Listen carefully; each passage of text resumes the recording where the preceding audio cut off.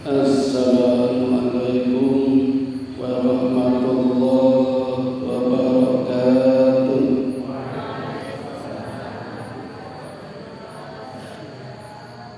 Alhamdulillahi wahdah, shadaqa wa'dah, wa nasara 'abdah, wa a'azza jundah, wa hazamal ahzab wahdah. La ilaha illallah wa la na'budu illa iyyahu mukhlishina lahuddin walau karihal kafirun. Mukhlishina lahuddin walau karihal musyrikun.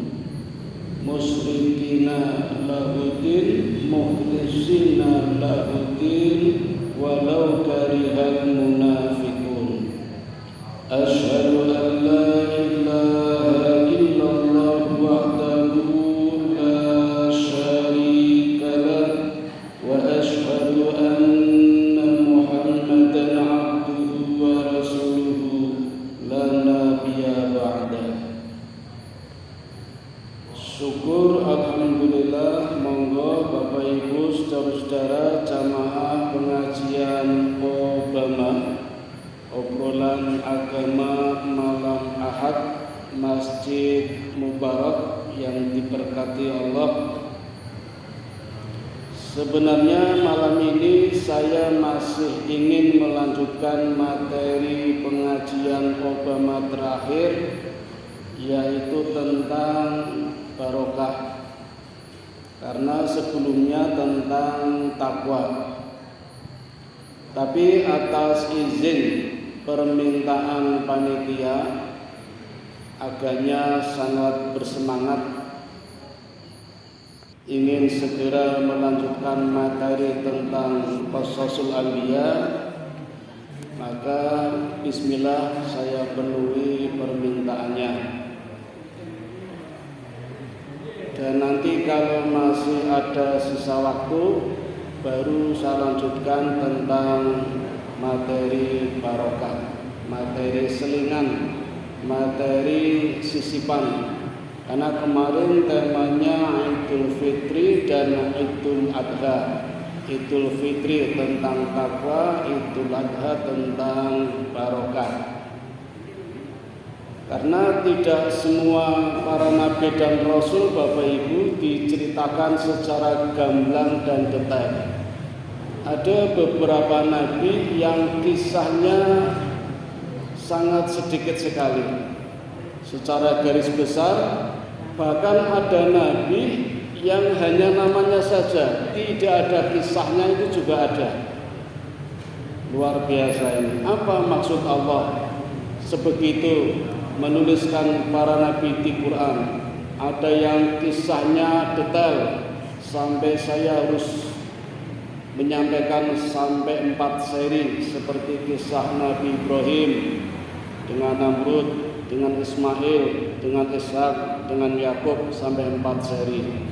Nabi Yusuf 2 seri.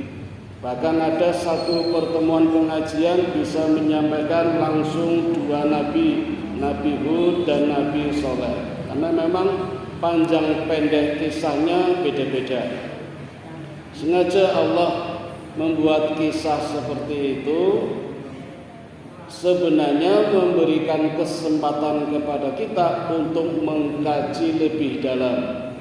Dari sini nanti banyak menghasilkan ahli-ahli sejarah yang baru, yang banyak memanipulasi, distorsi sejarah, termasuk kisah Nabi yang akan saya sampaikan, yaitu Nabi Syuaib alaihi salatu wassalam. Nabi yang mungkin dalam pandangan kita tidak cukup viral di dalam Al-Quran, tapi dalam pandangan Allah sangat viral. Makanya dituliskan oleh Allah nama Syuaib sebanyak 17 kali. Sama dengan Nabi Ishak juga dituliskan sebanyak 17 kali di dalam Al-Quran. Kalau Nabi Yusuf 12 kali, Nabi Ibrahim 67 kali, Nabi Syuaib 17 kali, tersebar di berbagai surat. Ada surat Al-A'raf mulai ayat 85, surat Hud mulai ayat 84 sampai 93, kemudian surat Al-Ankabut dan surat Asy-Syu'ara. Ini juga luar biasa Bapak Ibu. Kisah Nabi Syuaib justru dikisahkan di dalam surat Hud. Kenapa tidak di surat Syuaib? Enggak ada surat Syuaib. Kenapa tidak di surat Al-Anbiya? Malah surat Asy-Syu'ara, surat Al-A'raf dan surat Al-Ankabut. Saya cukup lama berpikir dan menemukan jawaban. Ternyata maksudnya agar kita mempelajari Al-Quran secara komprehensif.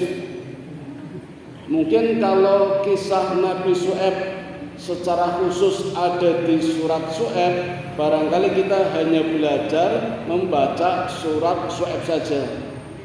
Maka Allah tempatkan kisahnya di berbagai surat. Surat Al-A'raf biar kita juga membaca surat Al-A'raf. Surat Al-Ankabut biar kita juga bisa membaca surat Al-Ankabut. Surat Hud kita juga bisa mempelajari membaca surat Hud yang di dalamnya ada kisah Nabi Syuaib alaihi salatu wassalam. Katakan Bapak Ibu, mungkin berbeda dengan Nabi Ishak dan Nabi Yakub yang sebelum lahir Allah sudah tuliskan namanya di dalam Al-Quran.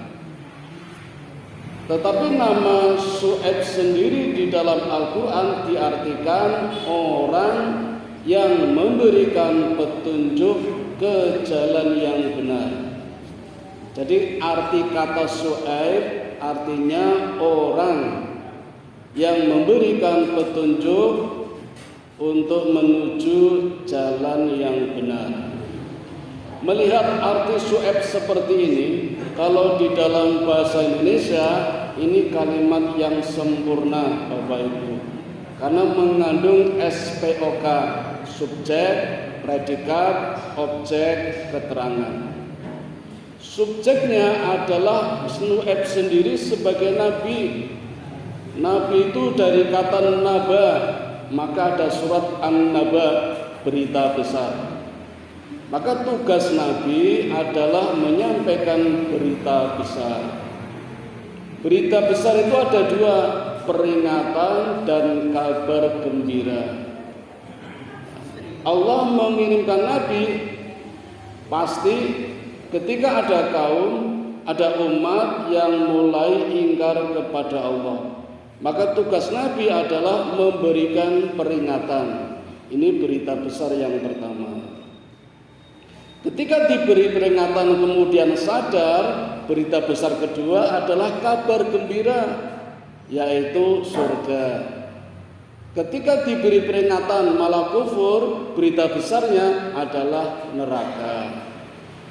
Semua nabi tugasnya seperti itu, dari Nabi Adam sampai Nabi Muhammad sallallahu alaihi wasallam, termasuk Nabi Syuaib alaihi salatu wassalam.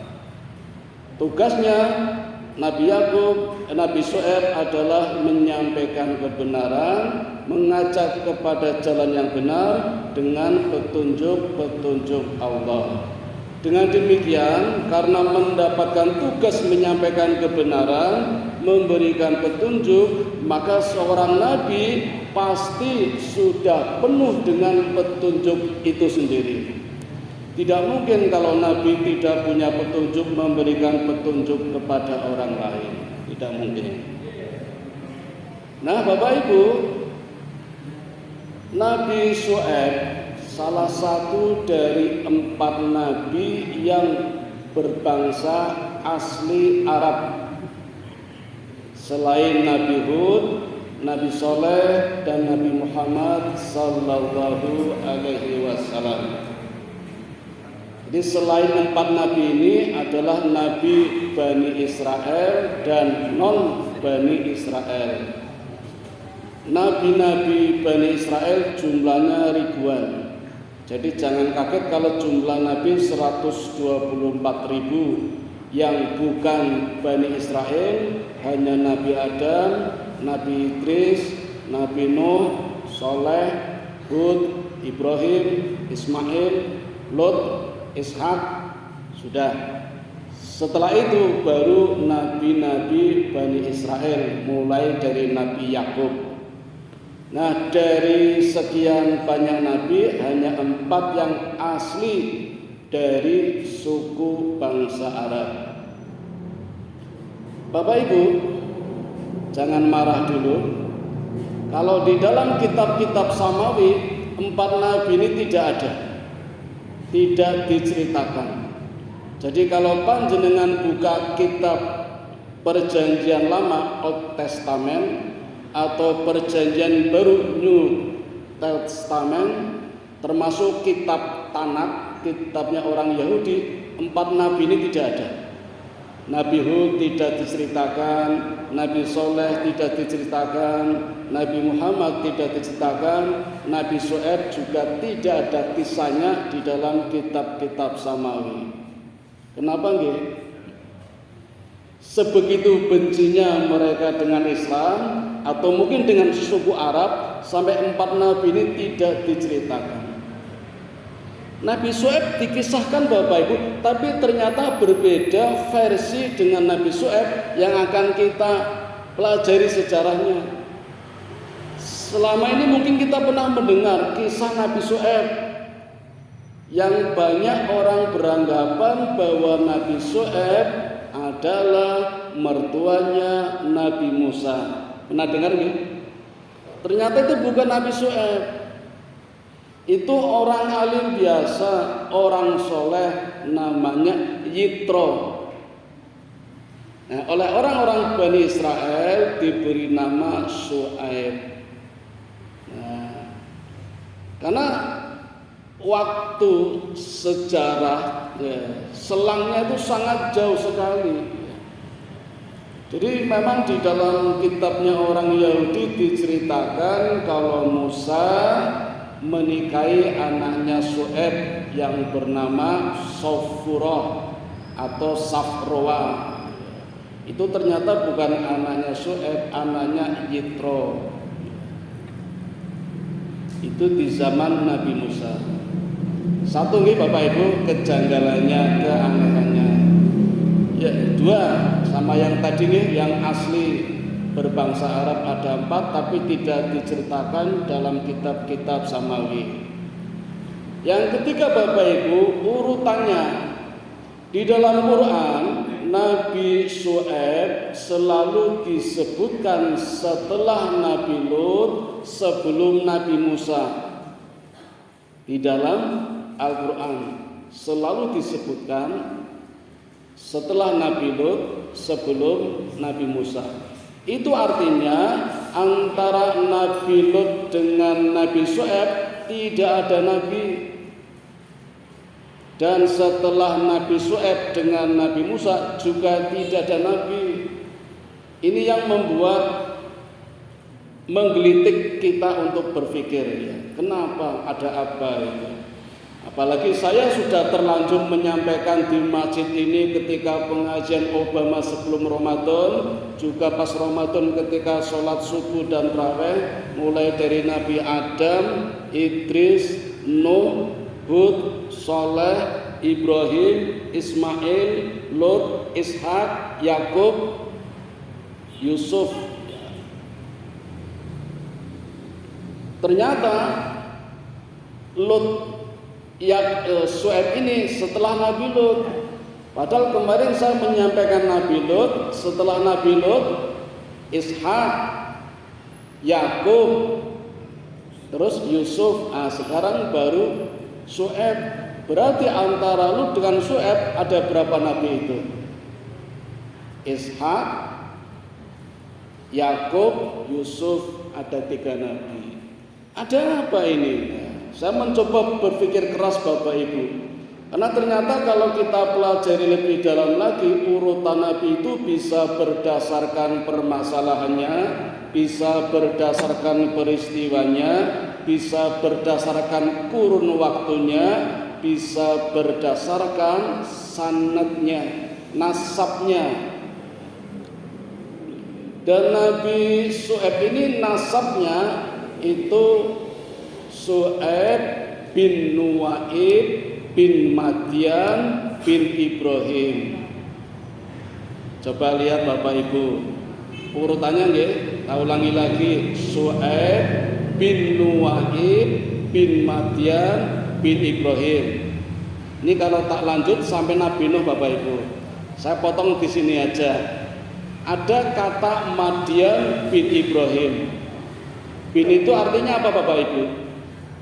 Anaknya. Nah, kalau saya bilang bin Madian bin Ibrahim, berarti Nabi Ibrahim punya anak namanya Madian. Padahal setahu kita Ibrahim anaknya cuma 2, Ismail sama Ishak. Ini kok ada bin Madian bin Ibrahim, berarti Madian anaknya Ibrahim. Saya cari lagi ini, kok ada Ibrahim punya nama Madian. Saya menemukan di dalam kitab Tanakh, kitabnya orang Yahudi, Madian itu diduga anaknya Ibrahim dari istri yang ketiga. Padahal kita tahu istri Ibrahim cuma 2, Sarah sama Hajar. Ini kok ada istri ketiga namanya Keturah. Saya coba tanya sama orang Protestan sama orang Katolik, kabarnya Keturah ini bukan istri tapi gundik. Masnya tertawa nih. Gundik kertas nggih? Ya dulu sah-sah saja mengawini, menikahi, menggauli gundik atau budak, karena memang ada nasnya boleh. Cuma di bangsa Arab Bapak Ibu, ketika orang menggauli budaknya itu terhina. Jadi jangan senang dulu ketika membaca ayat boleh menggauli budak-budaknya, halal bagi majikannya. Oh senang banget, burung baruan. Ternyata di sana terhina kalau melakukan seperti itu. Sama dengan memakai jilbab nih. Dulu awal-awal kan merasa malu di Indonesia memakai jilbab. Ternyata di sana itu justru orang-orang terhormat. Yang tidak pakai malah terhina. Di sana seperti itu kebalikannya. Nah sekarang di sini sudah mulai banyak, walaupun ada niatnya nutupi mergo rambutnya putih, mergo men ketok higienis dodolan iso payu ketok resik timbang ora kudungan ono pun niku urusane jenengan. Nah ini sanadnya nasabnya seperti ini.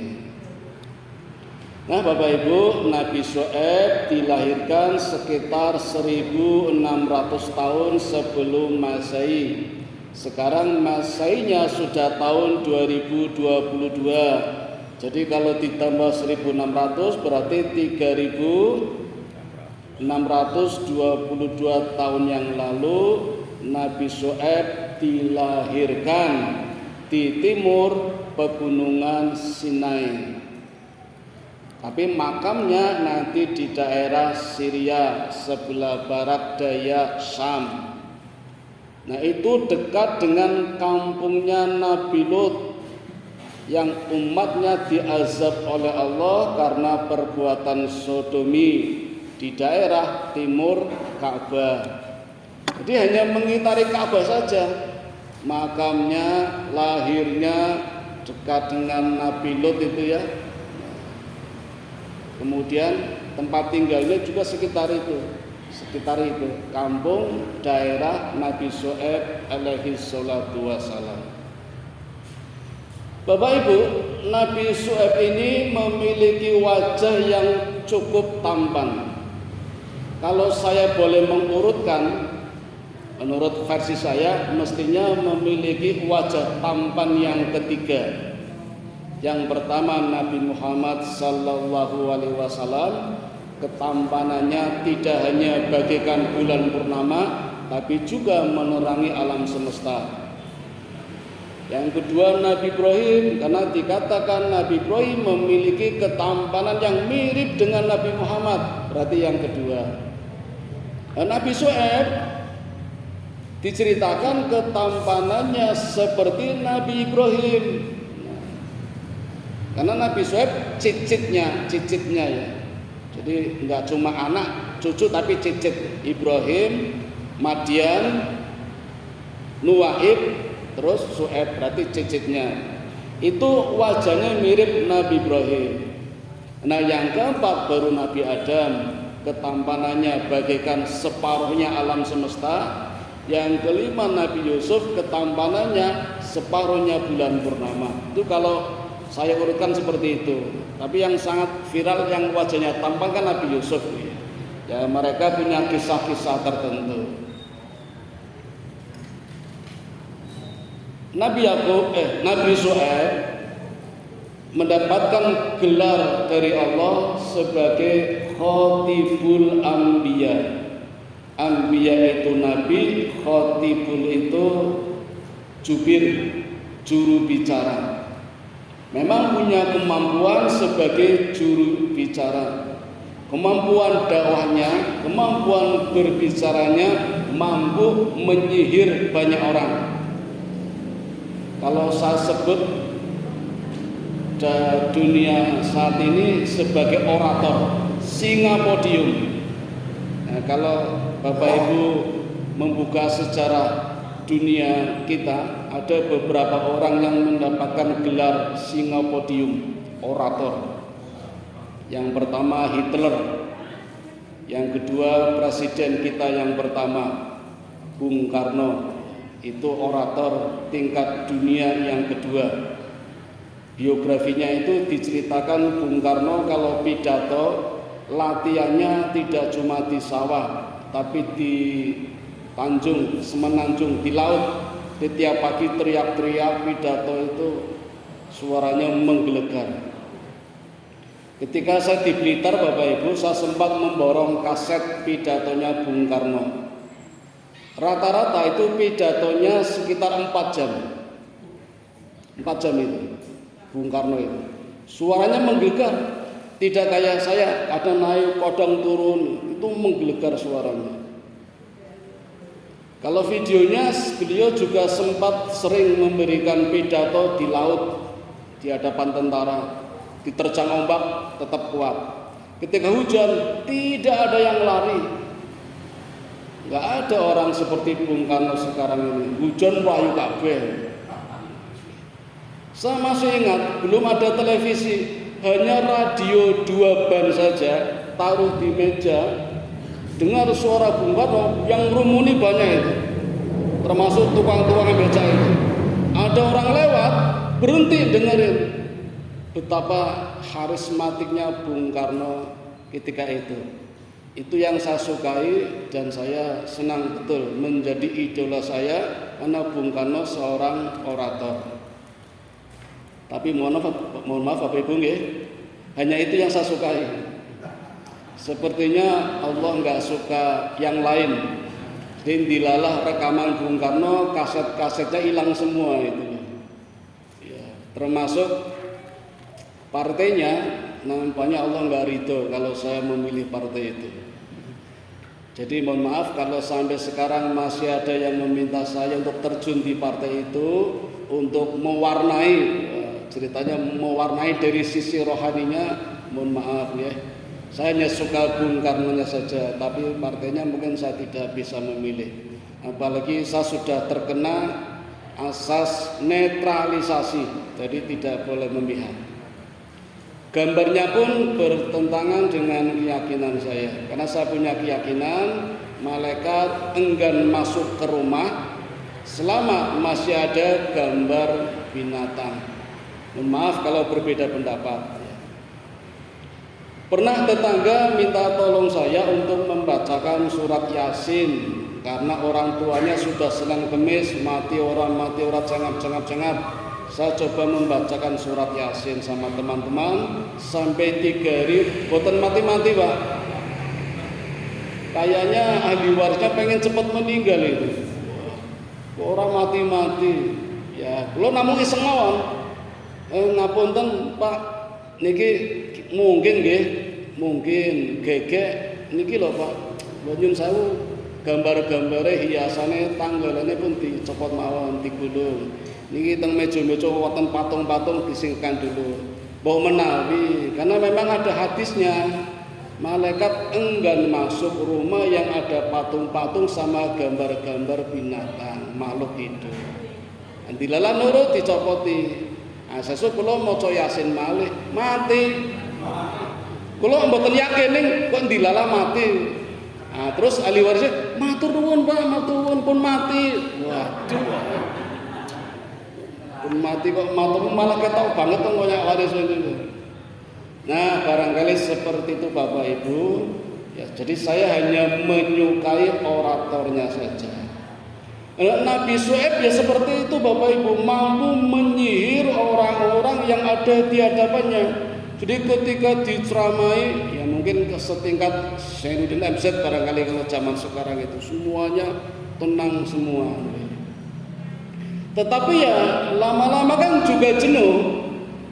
Apalagi umat yang hadir tidak cuma dari daerah Madian. Madian itu sebenarnya bukan nama kota kampung Bapak Ibu, tapi nama kabilah. Di zaman dulu kalau ada kabilah yang terkenal, tersohor, terus diangkat menjadi pimpinan, dijadikan nama sebuah tempat, nama sebuah kampung, negeri, maka jadilah negeri Madian. Negeri Madian ini Bapak Ibu, Allah tuliskan di dalam Quran negeri yang sangat buruk peranginya. Perbuatan-perbuatannya sudah dicontohkan oleh umat-umat sebelumnya. Makanya saya penasaran kenapa Nabi Syuaib dikumpulkan dengan Nabi Soleh, dengan Nabi Hud, dengan Nabi Muhammad. Karena nabi-nabi yang berbangsa Arab ini berhadapan langsung dengan umat yang memiliki karakter khusus dalam hal keburukan. Nabi Hud umatnya bernama kaum Ad. Nabi Soleh umatnya bernama kaum Samud. Nabi Lut umatnya bernama kaum Sodom. Ada nama-nama umatnya. Kalau yang lain kan tidak. Jadi ini 4 nabi yang spesifik ini ya. Termasuk Nabi Syuaib, kaumnya kaum Madian. Apa sih perbuatan buruknya? Mirip-mirip dengan ini semua, dengan umatnya Nabi Hud, umatnya Nabi Soleh ya. Nah, yang menonjol itu diantaranya adalah sering berbuat curang. Kalau perangai yang lain sama dengan umat-umat sebelumnya. Jadi kebiasaan kaum Madian ini Bapak Ibu, setiap pagi, setiap ada orang datang dihadang, terus ditariki pajak besarnya 10%. Maka di zaman itu ada syariat dari Nabi Yakub tidak boleh menarik pajak sampai 10%. Jadi kalau 9% masih boleh, karena 10% dirasa terlalu berat. Nah, punten Bapak Ibu yang pegawai negeri golongan 4 itu pajaknya 15%. Kalau saya masih 5%, karena saya golongan 3 dan saya nggak mau naik pangkat. Kalau naik nanti 15%. Ini kena hitung-hitungan gaji ini. Jadi mohon maaf ya, ternyata pemerintah kita menganut ajaran kaum Madian yang menarik pajak sampai 10%. Yang golongan 4 di negara kita pajaknya 15%. Nah, punten nggih. Ini cuma materi saja. Wacana pengetahuan kita ajaran. Jadi di zaman Nabi Syuaib maksimal 10% sudah keberatan.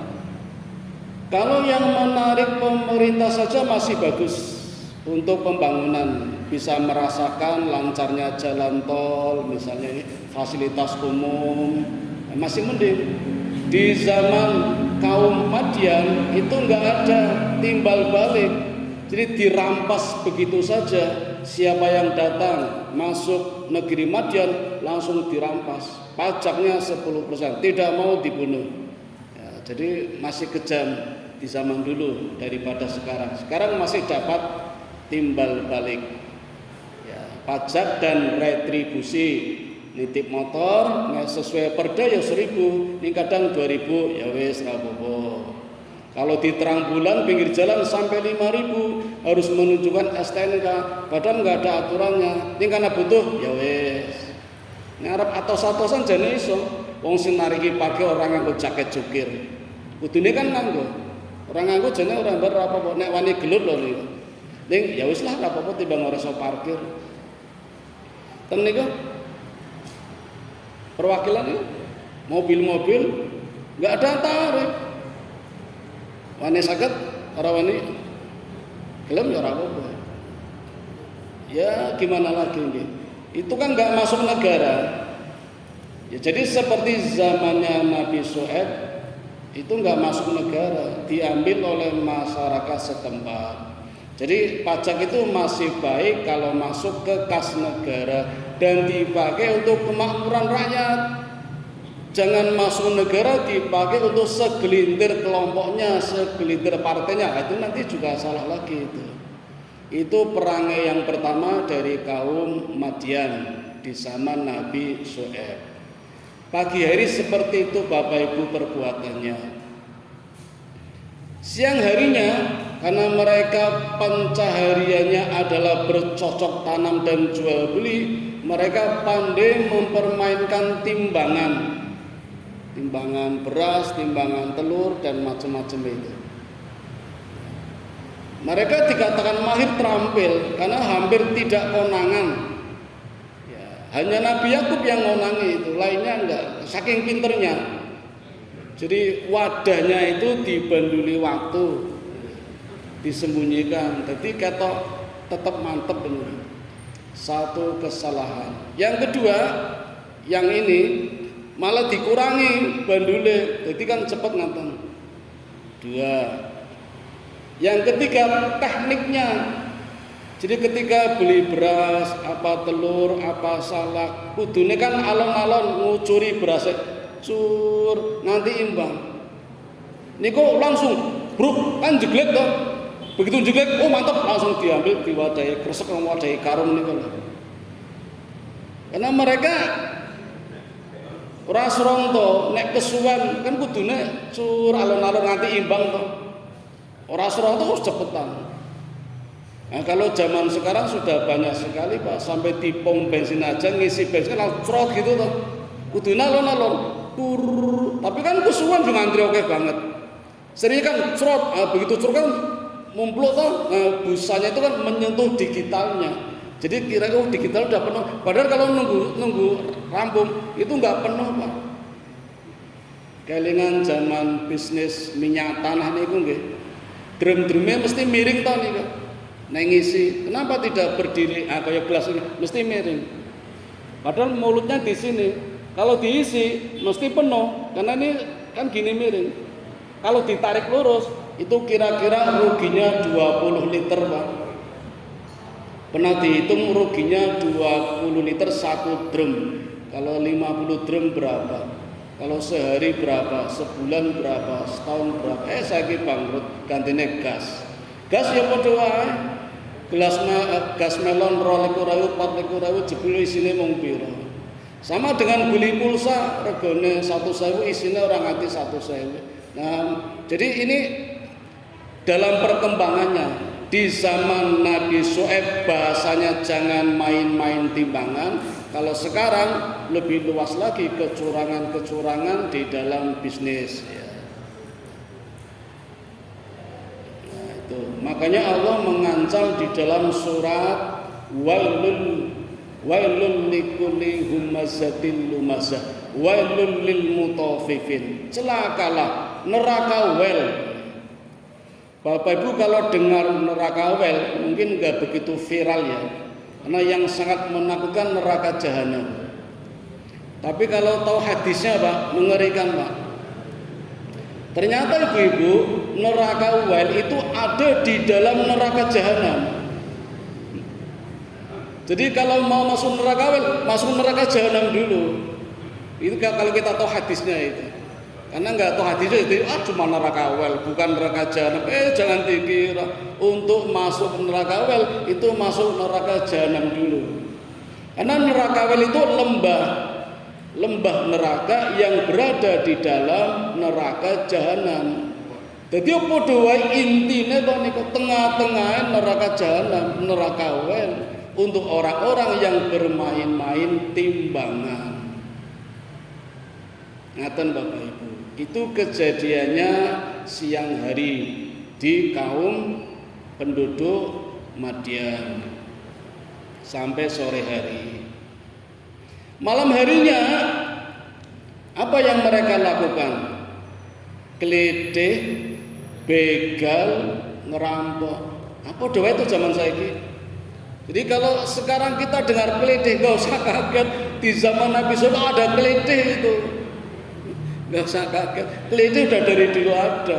Sekarang tumbuh lagi, muncul lagi. Sayangnya sekarang gak ada Nabi lagi. Nabi lagi mesti ada Nabi yang mengatasi keledai, begal, perampok itu di malam hari. Dan pelakunya Bapak Ibu jangan kaget, orang-orang kaya. Keledai sekarang kan orang-orang putus sekolah, rada sekolah, dodolan, kurang perhatian orang tua, broken home, broken head, macam-macam. Orang-orang miskin dong rampok. Ya bukan karena miskinnya, karena memang ada kesenjangan, yang kaya juga kurang beramal ya. Dulu itu yang kaya malah merampok, malah keliti. Jadi semakin kurang. Allah butakan, Allah jadikan orang-orang Madian amnesia, lupa dengan hartanya, jadi semakin kurang. Maka dikala itu orang yang kaya semakin kaya, orang yang miskin semakin miskin. Sama mungkin seperti zaman sekarang. Dan satu lagi Pak, mereka punya agama, punya kepercayaan, punya keyakinan, tidak menyembah Tuhan yang Maha Esa, tidak menyembah Allah, tetapi menyembah berhala. Berhalanya berupa gurun, pasir, berbatuan, yang di tengah-tengahnya ada pohon besar bernama pohon Al-Aikah. Maka penduduk itu disebut Ashabul Aikah, Ashabul Aikah. Kalau di Quran disebut kadzabat Ashabul Aikatul Mursalin. Itu Tuhannya, berhalanya. Jangan anggap sepele lagi Bapak Ibu, ini ranah akidah, keyakinan, tidak main-main. Ini menyembah pohon, sepertinya sepele, tapi jangan main-main. Pohon Bapak Ibu, pohon itu makhluk Allah. Apapun makhluk Allah, Allah sendiri mengatakan silakan wahai manusia dimanfaatkan. Hanya itu aja. Diambil kebaikannya, jadikan sebagai sarana ibadah. Dah itu aja. Jangan sampai berlebihan. Ketika orang berlebihan dengan harta, dengan benda, dengan barang, maka kelebihannya itulah menjadi bentuk pengabdian. Berarti sama saja menyembah. Dan menyembah seperti itulah yang termasuk perbuatan syirik. Maka kita harus berpikir kreatif, berpikir global dan kritis. Jangan sampai menyembah itu hanya gini, sujud, bukan. Ketika kita mencintainya, berat lepasnya itu sudah menjadi Tuhan. Maaf nih Bapak Ibu, yang kedua kalinya saya tidak suka dengan gambar pohon. Tadi kan gambar binatang ya, ini gambar pohon. Jadi kalau Bapak Ibu sampai hari ini masih membujuk saya untuk ikut dalam partai yang bergambar pohon, mohon maaf. Karena kalau saya nyoblos pohon sama saja saya menyembah pohon. Itu bukan keyakinan saya. Ketika saya kelas SD, bapak saya mengajari saya. Ketika di meja makan, lagi makan saya duduk, bapak saya duduk, ngajari saya, kamu jangan ikuti golongan setan. Saya nanya, golongan setan itu apa Pak? Bapak saya jawab, golongan iki lo gambare. Maka sampai sekarang saya patuh pada bapak saya tidak pernah nyoblos yang bergambar pohon. Jadi kalau saya gambarkan Bapak Ibu, pohon al-aika itu mungkin ya sama dengan yang sejenis dengan pohon itu, ya pohon beringin, ya pohon sukun. Makanya saya kaget ketika peringatan hari lahir Pancasila terus diceritakan kalau presiden kita mendapat wangsit butir-butir Pancasila karena merenung di bawah pohon sukun. Wah, ini mulai bangkit lagi nih kesirikan. Kalau feeling saya, rumusan butir-butir Pancasila didapatkan dari masjid. Itu feeling saya. Tapi nggak diceritakan masjidnya. Yang diceritakan ketika merenung, ngelamun di bawah pohon sukun, terus dapat wangsit. Sebegitunya ya itu. Dan jujur saja kalau kita buka sejarah itu bukan rumusan satu orang, banyak orang. Cuma memang beliau yang menyimpulkan, yang menyatakan karena beliau presiden. Jadi wajar saja lah. Cuma yang merumuskan banyak. Nah itu yang dibesar-besarkan. Nah, ketika sudah sampai pada seperti itu, jadi berpikir saja Bapak, berpikir saja, meyakini itu sudah masuk dalam ranah syirik yang bernama tatoyur. Ketika kita melakukannya itu masuk pada ranah tiaroh. Tatoyur sama tiaroh sama-sama dosa besar. Bedanya kalau tiaroh dosanya tidak dapat diampuni lagi. Kalau tatoyur masih bisa diampuni atas kehendak Allah. Jadi kalau Allah nggak berkehendak nggak diampuni.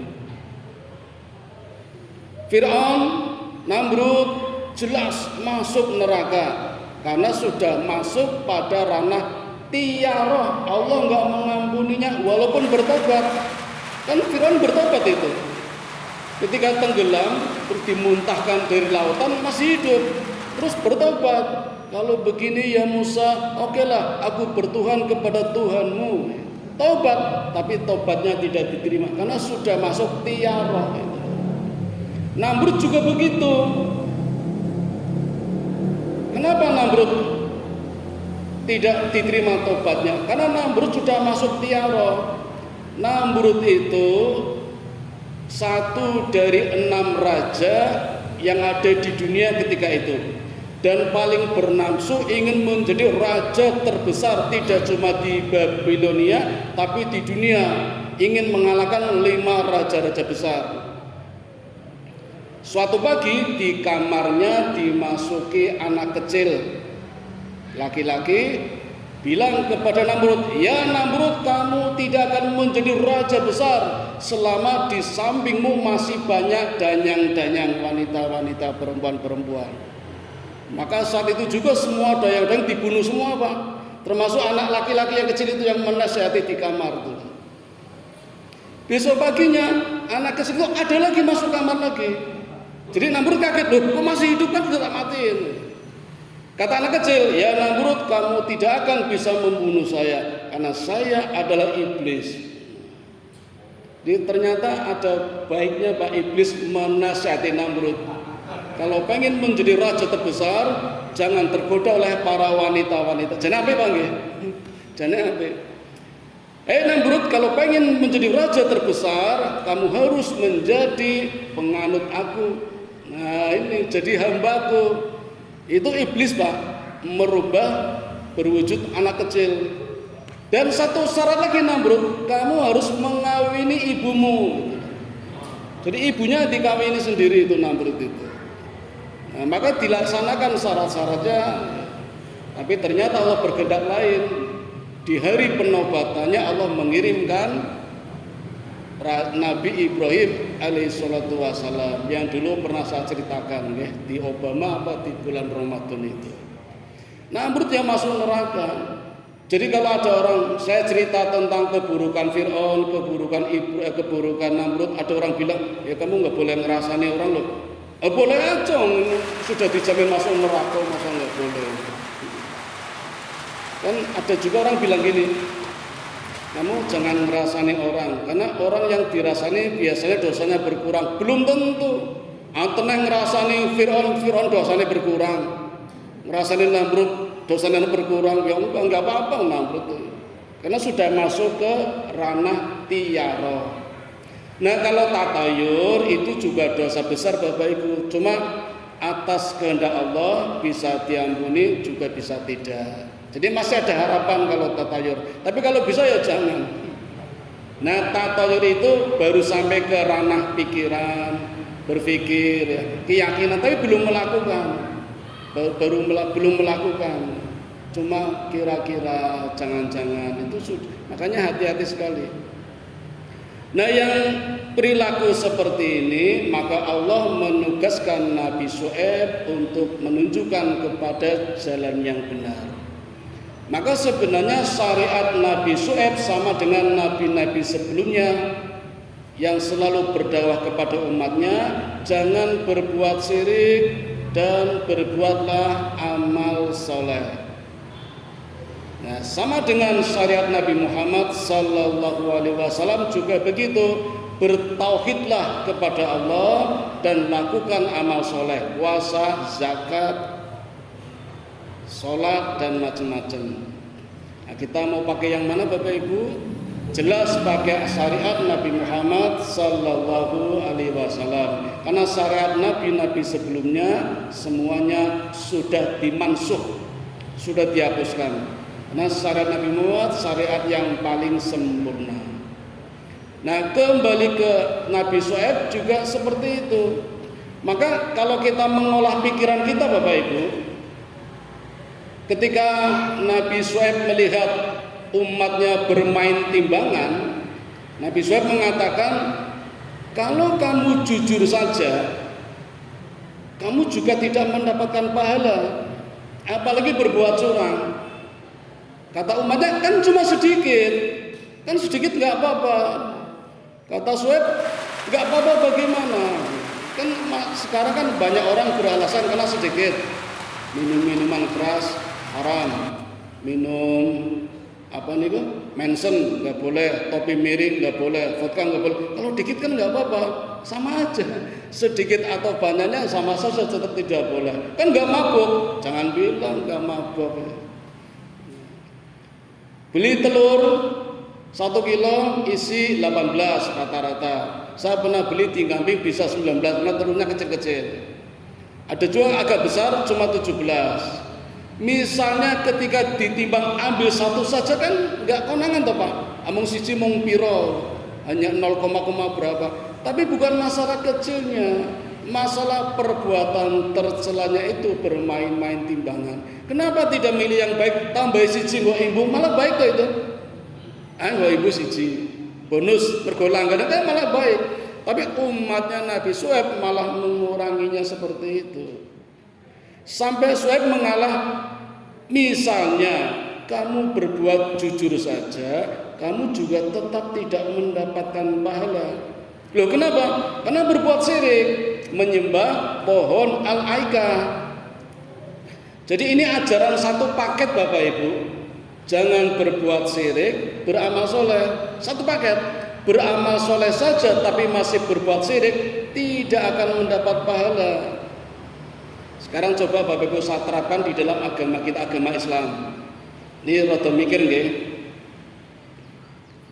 Orang kafir berpuasa dapat pahala mboten? Mboten, karena sudah kafir. Kalau tidak puasa, orang kafir tidak puasa, boleh enggak? Enggak boleh, malah tambah dosa. Jadi walaupun berpuasa nih karena kafir tidak dapat pahala. Orang puasa malah tambah dosa, angel kan? Makanya jangan kafir. Kira tuh angel Bu, rada angel iki. Orang Islam siang hari ketika puasa jualan menyediakan untuk orang-orang kafir, boleh tidak? Rada angel iki. Kapunten nggih, mohon maaf. Kalau saya memilih tidak jualan, karena sama saja menyediakan untuk orang-orang kafir. Dodolannya kapan? Ya menjelang berbuka. Itu saja belinya dibungkus kan urung wayah buka. Kalau mau siang jualan boleh. Ya asal nggak langsung dimakan untuk berbuka nanti. Nah, paling siasatnya di situ. Tapi nanti di warung walaupun ditutupi deklit terpal sama saja menyediakan kepada mereka. Kecuali mungkin yang udur, berhalangan, nah kan ada rukhsah. Tapi juga kalau bisa masak sendiri atau online kan lebih aman itu daripada terang-terangan seperti itu. Jadi satu paket ini bertauhid dengan beramal soleh. Maka tawaran-tawaran yang disampaikan oleh Nabi Syuaib kepada umatnya itu tidak semuanya menerimanya dengan baik. Ada juga yang kasar, terutama umat-umat dari daerah lain. Karena yang daerah sendiri sudah menurut mereka tersihir. Padahal memang kemampuan bicaranya bagus. Khotibul Anbiya, ya. Sebagai nabi yang pandai berbicara, mampu menyihir orang yang hadir menjadi sadar. Tapi ada juga yang tidak sadar, terutama yang datang dari tempat lain. Makanya Allah mengutus Nabi Syuaib itu dari saudaranya sendiri, biar mengenal betul, paham ini saudaramu menyampaikan kebenaran ya, daripada orang lain. Harapannya begitu. Tapi ternyata tidak semuanya juga sependapat seperti itu. Kalau di dalam surat Hud mulai dari ayat 86 itu terjadi dialog antara Nabi Syuaib dengan umatnya. Mulai dari yang paling ringan selalu bisa menjawab dengan benar. Tapi setelah sampai pada yang sulit-sulit mulai kasar, Nabi Yakub, Nabi Syuaib sudah memasrahkan kepada Allah. Karena umatnya sudah mengatakan, ya Yakub, ya Syuaib, lalu Yakub terus ini mirip-mirip. Ya Syuaib, ini yang paling kasar. Kalau saja kamu bukan dari golonganku, bukan dari saudaraku, bukan dari orang tuamu, kamu akan aku rajam. Sampai seperti itu. Jadi umatnya mengatakan, untungnya kamu itu saudaraku, untungnya orang tuamu itu saudaraku. Jadi enggak saya rajam, saya biarkan. Kalau kamu bukan saudaraku, kalau orang tuamu bukan orang terkenal, akan aku rajam. Itu ancaman umatnya seperti itu. Kamu itu apa sih? Enggak ada wibawanya. Kamu itu lemah itu loh. Hanya bisa ngomong saja. Kan kita sering tahu Bapak Ibu, kalau ceramah-ceramah malah dunia, isone mau ngomong ora iso nglakoni. Kan sering ya senjata seperti itu dipakai untuk melawan orang yang hanya bisa ngomong, orang nglakoni. Padahal teori manajemen baru kan on the right job on the right place, the right man on the right job. Ya. Orang bekerja sesuai dengan bidangnya itu loh Pak. Ini kadang kita disalahkan Pak. Nah, kerja bakti ora ketok mesti disalahke. Isone mung ceramah ora iso kerja bakti. Coba nek diwalik, iso ceramah ora. Agene ora iso. Jadi kalau mau adil itu jenis ya manajemen modern ada bidang-bidangnya itu. Nah Nabi Syuaib ya seperti itu. Nah kalau sudah tidak terbendung lagi, ya sudah gimana lagi. Nabi Syuaib sudah mencontohkan, memberikan peringatan. Ingat enggak dulu peristiwanya Nabi Hud? Jadi orang-orang Al-Aika itu sudah tahu sejarahnya dulu. Sepertinya sudah ada yang pernah menyampaikan itu. Mungkin orang-orang soleh ketika itu tapi bukan Nabi. Umatnya Nabi Hud yang ditimpa oleh awan panas. Mereka malah menantang. Ya Syuaib, kalau memang ceritamu benar, datangkan awan panas. Malah nantang ini.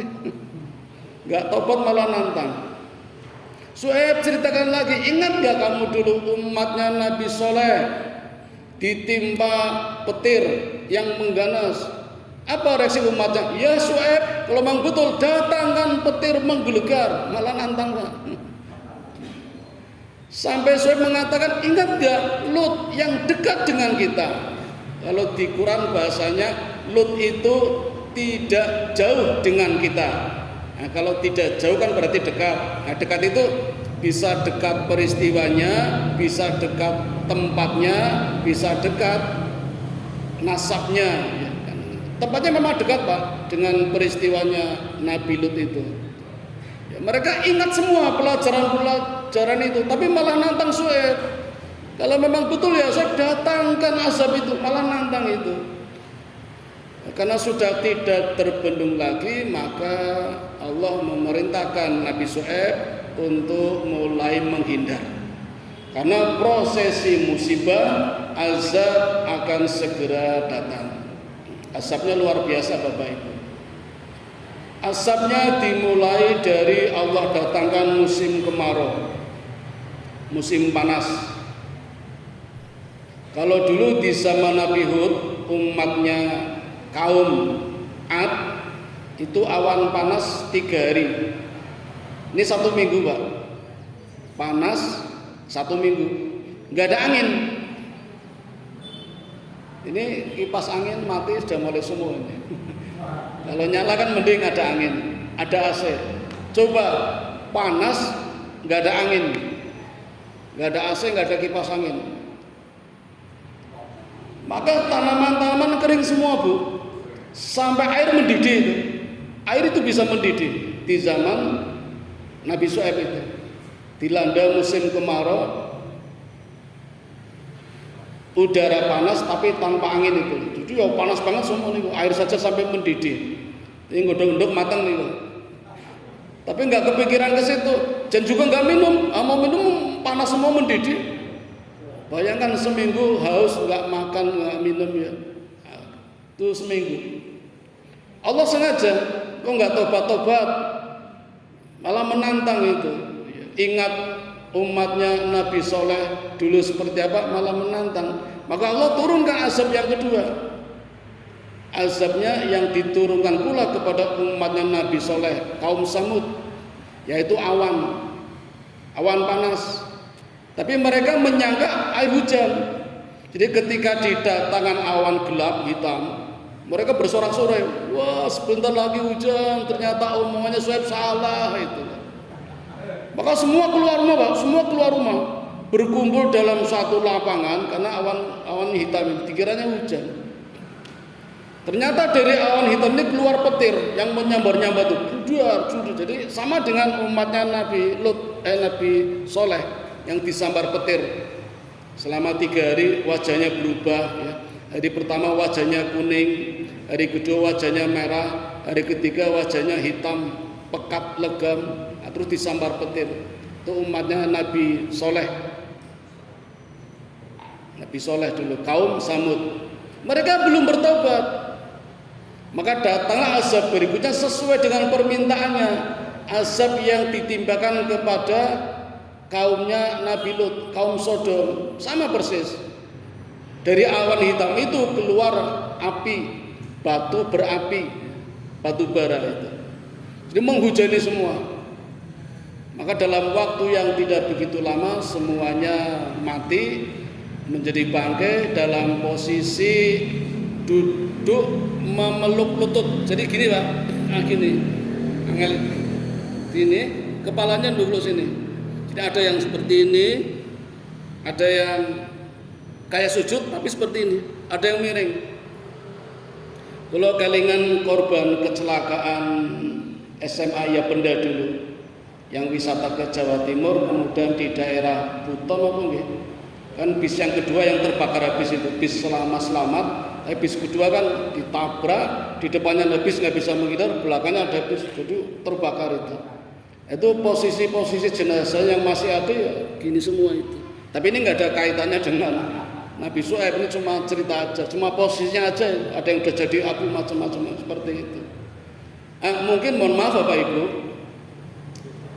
ajaran kita nggih, makanya kita dilarang duduk ketika khutbah Jumat.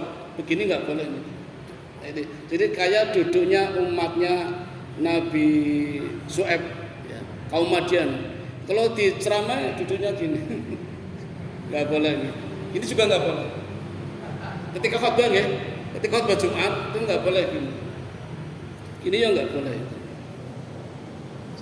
Bolehnya seperti apa? Ya selain itu. Nah, kalau jamaah tabligh malah gini. Jamaah tabligh malah gini, tempo. Ini jamaah tabligh, bagi yang ikut mungkin menurut ajaran jamaah tabligh, kaki-kaki kita bekasnya akan menjadi saksi di surga besok di akhirat amalnya. Itu menurut jamaah tabligh. Kalau nggak kuat ya gini nggak apa-apa. Asal jangan dua posisi duduk tadi itu. Itu seperti duduknya kaum Madian, umatnya Nabi Syuaib yang membangkang. Kalau Nabi Nuh, kalau diceramai itu ditutupi telinganya gini. Ada yang gini, ada yang gini. Jadi ngece ini kalau ceramah itu umatnya Nabi Nuh itu. Nah ini umatnya Nabi Syuaib. Ceramah memang tolak nada. Nah, maka ada larangan ketika khutbah Jumat kita tidak boleh duduk seperti itu. Nah, selesai sudah Bapak Ibu kisah singkat perjalanan dakwah dari Nabi yang sangat mulia, Nabi Syuaib alaihi salatu wassalam, yang diselamatkan oleh Allah dari musibah yang bertubi-tubi, yang dimana dalam musibah itu ada musibahnya Nabi Hud, ada musibahnya Nabi Soleh dan Nabi Lut. Ya, walaupun tidak separah Nabi Lut. Kalau Nabi Lut kan umatnya kaum sodomi parah. Azabnya sampai sekarang Pak, sampai di akhirat besok. Azabun mahjubun. Sampai sekarang ini masih merasakan azabnya.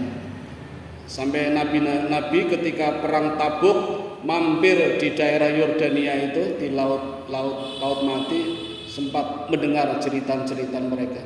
Padahal sudah lama sekali Nabi Lut dengan Nabi Muhammad jaraknya lama, tapi masih mendengar cerita-ceritanya itu. Dan sampai di akhirat kabarnya seperti itu. Karena begitu besar kesalahan umatnya Nabi Lut, yaitu penyimpangan seksual. Laki-laki senang laki-laki padahal sudah punya istri, perempuan senang perempuan padahal sudah punya suami, perempuan senang perempuan belum punya suami, laki-laki senang laki-laki udah punya istri, terus satu lagi bapak kawin sama anak, anak sama ibu, sama binatang. Jadi ada 5 kota di zaman Nabi Lut yang diazab oleh Allah karena 5 macam ini, 5 penyimpangan seksual. Nah, mestinya kan sudah habis Pak, tapi sekarang kok masih ada ya, ada yang LGBT itu. Saya juga nggak tahu nih. Kudu nentek loh Pak, kan sudah diazab semua, ini kok masih ada itu. Ada nih LGBT, ada lesbian, ada bahkan kawin sama binatang itu ada. Di Amerika kawin sama anjing. Jadi istrinya dicerai, mending kawin sama anjing. Nggak rela kalau istrinya dapat waris, mendingan warisnya jatuh ke anjing. Di Jepang, istri-istri menceraikan suaminya, mendingan kawin sama robotnya. Karena dianggap robot lebih memuaskan daripada suaminya. Harus orang gila tahu nih. Dan sekarang komunitas penyimpangan seksual itu sudah 175 juta komunitasnya dari 17 negara. Ya, negara pertama negara Belanda yang memproklamirkan sebagai ketuanya sejak tahun 2003. Belgia tahun 2007, Afrika 2013, terus sampai sekarang sudah 17 negara. Mudah-mudahan negara kita mboten panggih, tapi nggak tahu. Mudah-mudahan tidak lah. Karena kalau ada, itu musibahnya likuifasi tanah, nyedot nih kalau hotel aja bisa masuk hidup. Iya seperti laut mati nih, laut mati. Musibahnya yang ditimpakan kepada kaum Sodom umatnya Nabi Lut. Ini mengatakan Bapak Ibu, mudah-mudahan ada manfaatnya. Mohon maaf kalau ada salahnya. Insya Allah di pertemuan berikutnya lanjut ke Nabi yang mulia juga, Nabi Ayub alaihi salatu wassalam. Saya kembalikan kepada pembawa acara. Assalamualaikum warahmatullahi wabarakatuh.